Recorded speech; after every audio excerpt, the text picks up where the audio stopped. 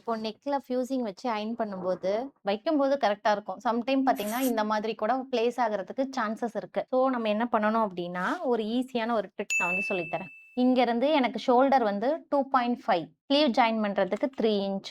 So இங்க ஒரு marking பண்ணிட்டேன். அதே மாதிரி 2.5 பிளஸ் 3 இன்ச். ஸோ இங்க நெக்குக்கு நான் சீம் அலவன்ஸ் வந்து 2 சைடுமே குடுக்கல. இந்த கேன்வாஷ அப்டி எடுத்து இங்க வச்சுட்டேன்.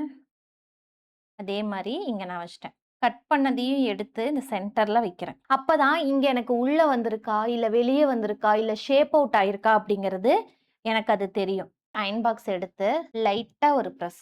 அதே மாரி இந்த சைடு ஒரு பிரஸ். இந்த கீழ வச்சுட்டு சென்டர் அவுட் ஆகாம இருக்க இங்க ஒரு பிரஸ். இப்ப எங்கேயுமே நம்மளுக்கு ஷேப் அவுட் ஆகாம கரெக்ட்டான நெக் ஷேப் கிடைச்சிரும். அதுக்கப்புறம் தான் இத வச்சு நீங்க அயர்ன் பண்ணணும். ஒரு லைட் பிரஸ் குடுத்துட்டு, பேக் சைட் டர்ன் பண்ணிட்டு, நல்லா ஹீட் வச்சுட்டு அயர்ன் பண்ணி எடுத்தீங்கன்னா, ஷேப் அவுட் ஆகாத நெக் வந்து கிடைச்சிரும். இது ஒரு ஒன் ஆஃப் த ட்ரிக் தான். Thank you.